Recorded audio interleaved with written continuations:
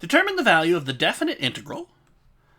We've got 0 to pi by 3 of sine to the 4 of theta d theta. Okay.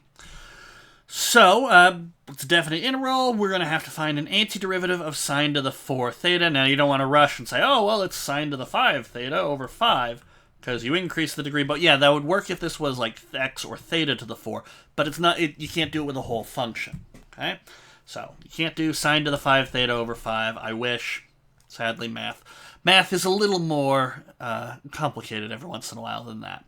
Okay, so I just see sine to the 4. Now, when you have an odd number of signs, there's a way to use the Pythagorean identity to rewrite things, and it's nice and neat.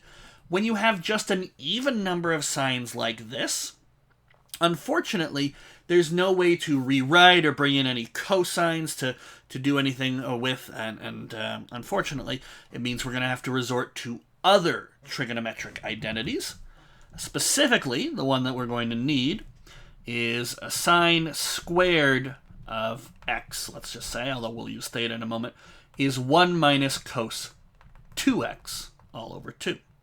There's a related one with cosine, although it doesn't look like we need it right now, that has 1 plus cos 2x over 2.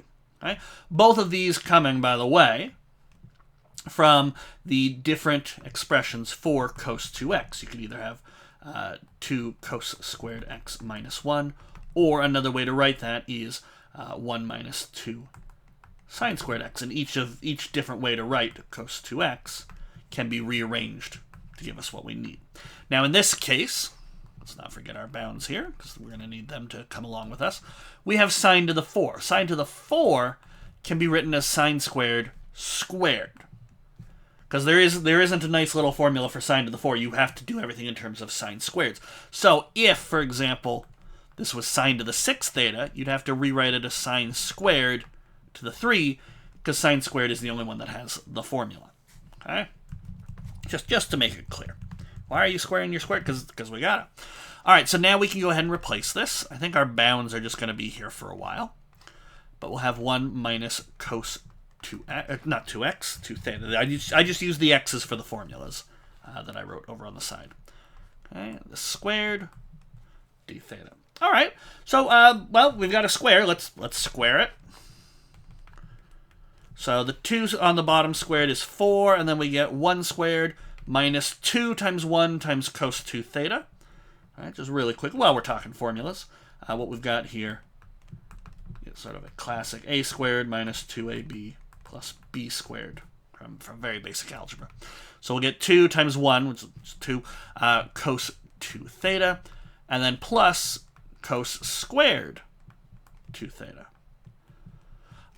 Okay, so looking, just sort of taking stock of what we've got, I can integrate a constant. I can integrate 1. I guess it's 1 over 4. I can integrate the cosine. That's not a problem.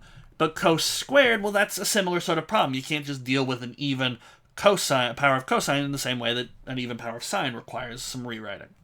This time, however, we're going to use this formula. So kind of nice that I happen to write it down. Tend to write them in pairs. But do be aware that in this case, our x is 2 theta. So as you'll see in a moment, we'll rewrite it with a cos 2 times 2 theta, or 4 theta in there. Okay? Still have our bounds. Haven't done anything with them yet, because we're still on our way to trying to simplify this to get an antiderivative. I'm going to split it up. I'm going to say 1 over 4, and then minus 1/2, or we'll say cos 2 theta there.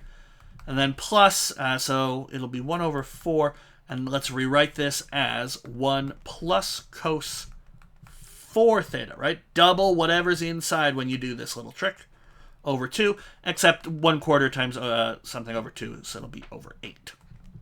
Okay. All right, looking good. Only one other thing I would do, which is take the 1 over 8 here and add it to the 1 over 4 here. That's sort of the only thing I would do. So this is 2/8, so we'll get 3/8. Okay. So pi by 3, 0. 3/8, and then it is minus, right? Yeah, minus, because we started with sine, which has the minus 1 in it. Cos 2 theta. And then we took out the 1 over 8, so now it's just cos 4 theta over 8 is left over here with our fraction. So we'll say plus 1 over 8 cos 4 theta. All right, these I can all integrate, and then we can plug in 0 and pi by 3.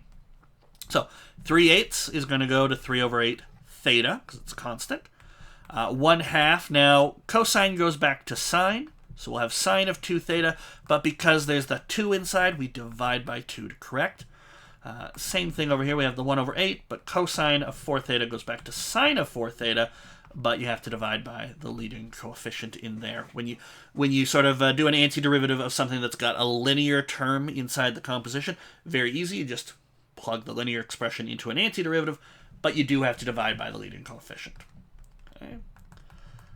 So we can 8 and 4, 32, 2 and 2, that's 4. Okay, we'll make that 4 a little more pronounced. And now we got to plug in pi by 3, plug in 0, and take the difference. Now the nice thing about plugging in 0, you plug in 0 here, you get 0.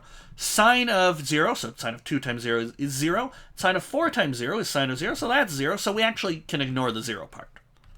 And we just come along and plug in pi by 3. So we get 3/8 times pi by 3 minus 1/4 sine 2 pi by 3 plus 1/32 times sine 4 pi by 3. And now we just, minus 0, 0, 0, but we don't care about that because that does nothing. So the 3's cancel out, so we'll have pi by 8. Sine of 2 pi by 3 is root 3 over 2, so the 4 and the 2 combine, so we'll have root 3 over 8. And then sine of 4 pi by 3, so just thinking unit circle, pi by 3 is here, 2 pi by 3s is here, and then you get pi, which is 3 pi by 3. So 4 pi by 3 is down here, so sine will be negative of what it normally is for pi by 3, which is negative root 3 over 2. So we'll have minus 1, so this is minus root 3 over 2. So we'll get a 64 on the bottom, and we'll have our root 3. So there it is. That technically is the answer, although I think we could do a little bit better. We could get a common denominator of 64, so why not? Multiplying these there. And now we have 8 plus 1. We have 9 root 3's in total, and 8 pi. So we'll go back here. Our final answer, after all this work, is 8 pi minus 9 root 3's as a single fraction all over 64.